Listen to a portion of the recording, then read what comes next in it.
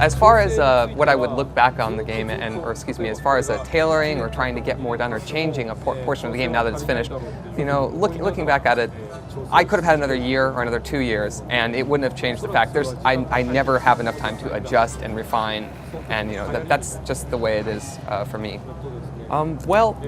Thinking about the typical development process, the trend seems to be that when you finish a game that you've been working on for so long and breaking your back over, you kind of don't want to look at it anymore. You're done with it. But seeing Smash, I really truly feel that this is a game that I'm really not tired of yet, and I'm really enjoying it. I feel relieved in knowing that this game has that kind of staying power, particularly to myself, and I'm very proud of that. So as far as design and planning and that sort of thing is concerned, I feel like anything I've considered, I'm probably going to think about again or if another game was to come out in the series, and so I'd like to kind of keep a lid on that for now and not disclose anything I've been thinking about there.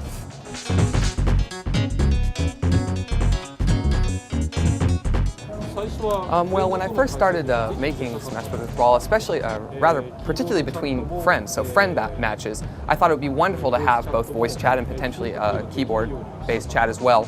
But there are all sorts of rules and regulations regarding this kind of communication, especially working on the platform on which I'm working. And so, it was apparent to me that it just couldn't come together. We weren't going to be able to do it, and so we decided to cancel that. So yeah, I'm very sorry about that, but if you're really desperate for it, how about you could set up Skype next to your game station and go at it with a friend, if you like.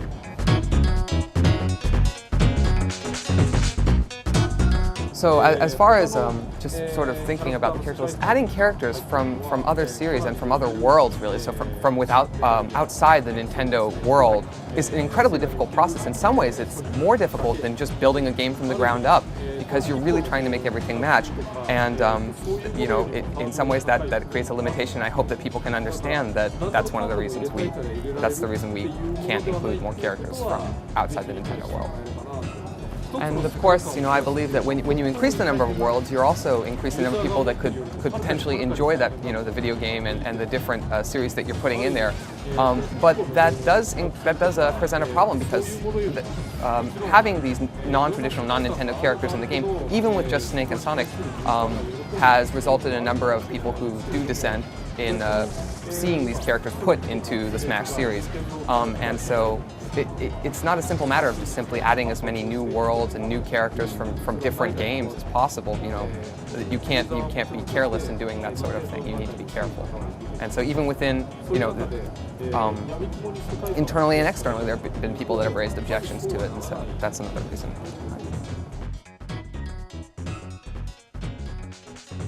No, there are no characters that can be unlocked via connecting to Wii 24 or interacting with that fashion. I may be mistaken here, but the Wii, it doesn't work on a hard disk. It's a disk-based system, and so I don't think we'll be doing that. I don't think it's going to happen. Well, the series has already come 3 iterations, and so I can't certainly say with 100% confidence that there won't be any additional Smashes or Smash games ever. But at the same time, I'd really like to note that I feel like with this current game, with Brawl, there are already so many modes and so much to do that it's really hard to exhaust what you can do with this game, and that I'm really against the idea of merely creating a sequel that would add modes or increase the number of characters in the roster. All those sort of things that just simply fatten up the game are something I'd like to avoid if a sequel ever came out.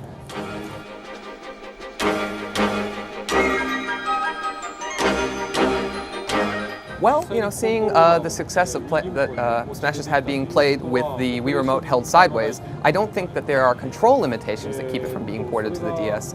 But I personally have no plans to do this myself, and if in the future such a thing was to be planned, it would be up to Nintendo to decide how and when and in what way they would like to implement that sort of, to create that sort of game.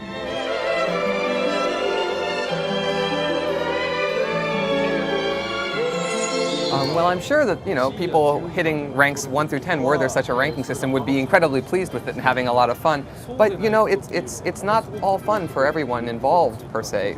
Were such a system to exist. I was asked this time around to try and get Wi-Fi into the game, and so certainly we've managed to get wireless battles so you can play with people in other places. But it's really a game that, in my mind, has been designed to be played with a smaller group of people, be that a group of friends or within your house, your family members. Competing in those small circles and not really worrying so much about winning and losing so much as the process that gets you there and enjoying it is where the fun should hopefully be for a lot of people. And it can also be kind of trying and painful for some people who want to be the top, think they're really good at Smash, and then they look at their online ranking and they're the 100,000th best Smash player. That sort of thing I find that could be painful for some, so that's some of the reasons why I've decided not to go with leaderboard. When thinking about this game and when realizing that we were going to do Wi-Fi, we had to think a lot about the whole idea of net communication, communicating over the internet, and understanding that when we were doing this, one of the things that we paid a lot of attention to was the fact that there are a lot of unpleasant experiences to be had out there, be that being insulted over the internet or that sort of thing, and it's one thing if you're used to it, if you're playing a first-person shooter online with 16 people and these guys and they're trading things back and forth and yelling at each other, that's all well and good. But when you've got new people, and one thing I've aimed to do is really to bring new people into the fold, and if this is their first online experience, I want it to be a pleasant one. I want to dodge and avoid those kind of situations that could make the whole experience online psychologically damaging or unpleasant. So that's one of the reasons we've decided to not include that feature.